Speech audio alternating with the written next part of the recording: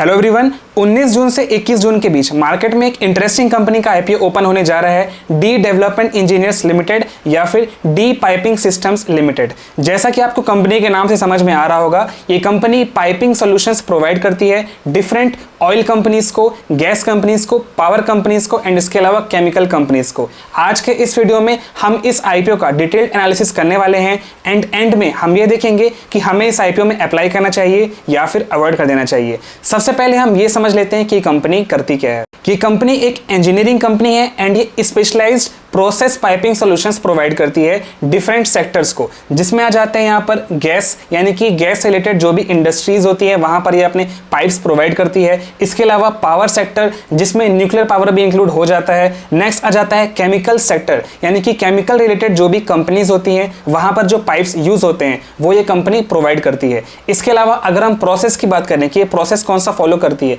तो इसके लिए सबसे पहले ये इंजीनियरिंग करती है, यानी कि उस कंपनी को कैसी रिक्वायरमेंट्स हैं, कैसे पाइप्स वहां पर एक्चुअल फिट होने चाहिए, उसकी इंजीनियरिंग करने के बाद नेक्स्ट यहां पर वो मैन्युफैक्चर करके उस कंपनी को पाइप्स प्रोवाइड करती है। अगर हम टाइप्स की बात करें कि कैसे कैसे पाइप से प्रोवाइड कर रही है, तो इसमें आ जाते हैं high pressure piping systems, piping spools, high frequency induction pipe bends, इसके अलावा longitudinally submerged arc welding pipes. So ये सभी टाइप्स के पाइप्स ये कंपनी प्रोवाइड करती है। अगर हम कंपनी के प्लांट्स की बात करें तो ये अभी करेंटली 7 लोकेशंस पर अवेलेबल है, जिसमें आ जाता है पलवल हरियाणा, गुजरात, राजस्थान, असम एंड अगर हम फॉरेन की बात करें तो ये यहाँ पर बैंकॉक थाईलैंड में भी अवेलेबल है। इसके अलावा इनकी 3 मैन्युफैक्चरिंग फैसिलिटीज पलवल हरियाणा में भी अवेलेबल है। सो ये कंपनी डिफरेंट कंपनीज को high pressure pipes, high induction pipes, for example जब भी ऑयल रिफाइनरीज में ऑयल रिफाइन किया जाता है तो उसके लिए वहां पर हाई प्रेशर पाइप्स की रिक्वायरमेंट होती है। तो ऐसी सभी कंपनीज को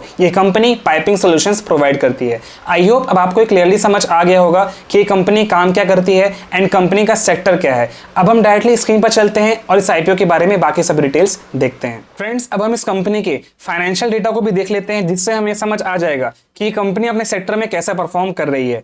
सबसे पहले अगर हम यहाँ पर एसेट्स की बात करें तो मार्च 2021 से लेकर दिसंबर 2023 तक कंपनी के एसेट्स यहाँ पर हर साल बढ़े हैं। इनिशियली ये 835.88 करोड़ से एंड करेंट दिसंबर क्वार्टर तक ये 1171 करोड़ हो गए हैं। इसका ये मतलब है कि कंपनी के एसेट्स में हमें ग्रोथ देखने को मिल रही है।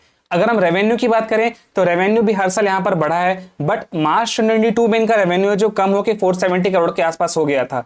करंट अभी दिसंबर तक इनका रेवेन्यू 557.86 करोड़ के आसपास हो गया है। सो हम रेवेन्यू भी देख सकते हैं, वो भी यहाँ पर कंपनी का हर साल बढ़ रहा है, बट कुछ ईयर्स में यहाँ पर हमें इसमें डाउनफॉल भी देखने को मिल रहा है। अगर हम प्रॉफिट आफ्टर टैक्स की बात करें तो कंपनी का प्रॉफिट आफ्टर टैक्स यहाँ पर हमें कांस्टेंट नजर आ रहा है, जो कि मार्च 2021 में 14.21 करोड़ के आसपास का था, अभी दिसंबर क्वार्टर तक 14.34 करोड़ के आसपास हो गया है। यानी कि प्रॉफिट में यहाँ पर हमें सिग्निफिकेंट ग्रोथ देखने को नहीं मिल रही है। अगर हम बोरोविंग्स की बात करें तो कंपनी के बोरोविंग्स यहाँ पर हर साल बढ़े हैं। इनिशियली जो 257.17 करोड़ के थे, अभी दिसंबर क्वार्टर तक ये 407.14 करोड़ के आसपास हो गए हैं। सो अगर हम ओवरऑल फाइनेंशियल डेटा की यहाँ पर बात करें तो कंपनी फाइनेंशियली बहुत ज्यादा स्टेबल नजर नहीं आ रही है। आगे चलकर कंपनी को अपने फाइनेंशियल्स पे और ज्यादा ध्यान देना होगा एंड अगर इनका प्रॉफिट आगे और बढ़ता है तभी ये कंपनी यहाँ पर लॉन्ग टर्म इन्वेस्टमेंट के लिए सही लगने वाली है। अब हम इस आईपीओ की बाकी सब डिटेल्स भी यहाँ पर देख लेते हैं। अगर हम आईपीओ डेट्स की बात करें तो आईपीओ ओपन होगा 19 जून को, क्लोज हो जाएगा 21 जून को। Face value 10 rupees per share रखा गया है। आईपीओ का प्राइस बैंड 193 to 203 पर शेयर रखा गया है। लॉट साइज 73 शेयर्स का है, यानी कि एक लॉट में 73 शेयर्स होंगे। इशू साइज 418 करोड़ का है, जिसमें 325 करोड़ का यहाँ पर फ्रेश इशू है एंड बाकी 93 करोड़ का ऑफर फॉर सेल है। यहाँ पर जो फ्रेश इशू का कंपोनेंट है वो यहाँ पर ज्यादा रखा गया है। सो इस आईपीओ के लिए ये एक पॉजिटिव बात हो जाती है। अब हम इस आईपीओ के सभी इंपॉर्टेंट डेट्स भी यहाँ पर डिस्कस कर लेते हैं। आईपीओ ओपन होगा 19 जून को, क्लोज होगा 21 जून को। अलॉटमेंट्स आएंगे 24 जून को एंड अगर आपको आईपीओ अलॉट नहीं होता है तो 25 जून तक आपके पास रिफंड आ जाएगा एंड 25 जून को ही आपके डीमेट अकाउंट में इस आईपीओ के शेयर्स आ जाएंगे। अगर हम लिस्टिंग डेट की बात करें तो टेंटेटिव लिस्टिंग डेट अभी 26 जून रखी गई है इस आईपीओ के लिए। अब हम यहाँ पर इस आईपीओ के कुछ और डिटेल्स भी देख लेते हैं, जिससे हम सबसे पहले यहाँ पर पीयर कंपैरिजन कर लेते हैं, यानी कि ऑलरेडी जो लिस्टेड कंपनीज है सेम सेक्टर की वो कैसा परफॉर्म कर रही है। सो अगर हम D development engineers limited IPO की बात करें तो यहाँ पर इनका पी निकल कर आता है 83 एंड जो लिस्टेड पीयर है ISGC हैवी इंजीनियरिंग लिमिटेड, उनका पी निकल कर आता है 42। यानी कि आप देख सकते हैं जो यहाँ पर ऑलरेडी लिस्टेड पीयर्स है उससे ज्यादा वैल्यूएशंस पर डी डेवलपमेंट इंजीनियर्स यहाँ पर लिस्ट होने जा रही है। यानी कि जो करंट प्राइस बैंड यहाँ पर सेट किया गया है वो हाई वैल्यूएशंस मांग रहा है D development engineers limited company के लिए। अब हम इस कंपनी के कुछ की इंडिकेटर्स भी यहाँ पर देख लेते हैं जो इसके परफॉर्मेंस को रिफ्लेक्ट करती हैं। सबसे पहले अगर हम ROE रिटर्न ऑन इक्विटी की बात करें तो ये है 3.91%, ROCE यहाँ पर 0.85 है, RONW यानी कि रिटर्न ऑन नेट वर्थ यहाँ पर 3.35% है, P/BV रेशियो यहाँ पर 2.46 है यानी कि प्राइस बाय बुक वैल्यू 2.46 है, पैट मार्जिन यहाँ पर 2.63% का है। यानी कि जितने भी यहाँ पर हम की परफॉर्मेंस इंडिकेटर्स देख पा रहे हैं ये मुझे अभी करंटली बहुत ज्यादा इंप्रेसिव नहीं लग रहे हैं। हमें इस IPO में अप्लाई करना चाहिए या फिर अवॉइड कर देना चाहिए, ये डिसीजन देखने के पहले हम इस IPO का करंट GMP यानी कि ग्रे मार्केट प्रीमियम देख लेते हैं, जिससे हमें समझ आ जाएगा कि ग्रे मार्केट में इसकी कैसे डिमांड चल रही है।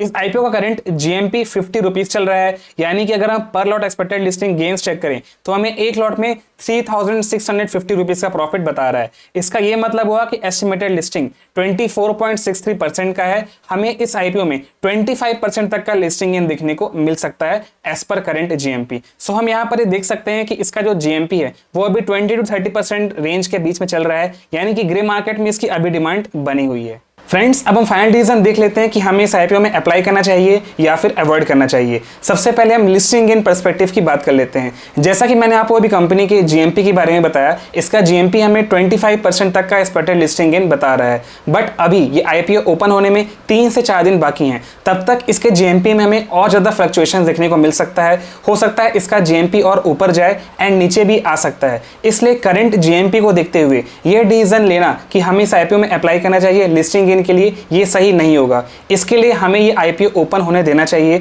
जब ये IPO ओपन हो जाता है एंड हमें इसमें अच्छा खासा सब्सक्रिप्शन देखने को मिल जाता है, तभी हम इस IPO में लिस्टिंग इन के लिए अप्लाई कर सकते हैं। बट अभी इस IPO के ओपन होने में टाइम है, इसलिए हमें लिस्टिंग इन के लिए इस IPO को वेट एंड वॉच के लिस्ट में रखना चाहिए। जब ये IPO ओपन हो जाएगा तब हम इसका फाइनल डिसीजन देखेंगे कि लिस्टिंग इन के लिए सही रहेगा या फिर नहीं। अगर हम लॉन्ग टर्म इन्वेस्टमेंट की बात करें तो कंपनी जिस सेक्टर में काम कर रही है, oil, gas, power and chemicals, in sector में आगे चलकर डिमांड कम नहीं होनी है। जैसे जैसे इंडिया ग्रो करेगा वैसे वैसे ऑयल की रिक्वायरमेंट भी बढ़ेगी, गैस की भी बढ़ेगी, पावर की भी बढ़ेगी, इसके अलावा केमिकल्स की भी बढ़ेगी। सो अगर हम ये बात करें कि हमें इस IPO में लॉन्ग टर्म इन्वेस्टमेंट के लिए अप्लाई करना चाहिए या फिर नहीं, तो सेक्टर पर्सपेक्टिव तो यहाँ पर सभी चीज़ें पॉजिटिव हैं। बट यहाँ पर एक नेगेटिव पॉइंट देखने को मिल जाता है जो है कंपनी के फाइनेंशियल्स। कंपनी के फाइनेंशियल्स यहाँ पर थोड़े वीक नजर आ रहे हैं एंड कंपनी के ऊपर डेट भी अभी ज़्यादा है। IPO आने के बाद जो इनका डेट है वो तो कम हो जाएगा, बट यहाँ पर आपको एक और चीज़ का ध्यान रखना है, जो प्राइस बैंड सेट किया गया है वो अभी करेंटली हाई वैल्यूएशंस मांग रहा है। मार्केट में जो ऑलरेडी लिस्टेड कंपनीज है उससे ज़्यादा वैल्यूएशंस पर ये IPO लिस्ट होने जा रहा है। इसलिए अगर हम लॉन्ग टर्म इन्वेस्टमेंट की बात करें तो हो सकता है IPO लिस्ट होने के बाद हमें इसके स्टॉक्स में थोड़ी बहुत गिरावट देखने को मिल सकती है। इसलिए लॉन्ग टर्म इन्वेस्टमेंट के लिए भी अभी आपको इस IPO में वेट करना चाहिए। जब ये IPO लिस्ट हो जाता है उसके बाद जब भी हमें इसके प्राइस में गिरावट देखने को मिलती है तभी आपको इसमें as a long term investor enter करना सही रहेगा। ध्यान दीजिएगा, ये कोई अप्लाई रिकमेंडेशन नहीं है। किसी भी IPO में अप्लाई करने से पहले उस कंपनी के बारे में सभी डिटेल्स जरूर चेक करें एंड अपने फाइनेंशियल एडवाइजर से भी राय लें। सो फ्रेंड्स, आई होप आप सभी को आज का वीडियो इन्फॉर्मेटिव लगा। Please like and share this video and subscribe to my YouTube channel learn and invest. हम इसी तरह stock market, IPO and investment videos लाते रहते हैं। Thank you and have a great day. Stay tuned.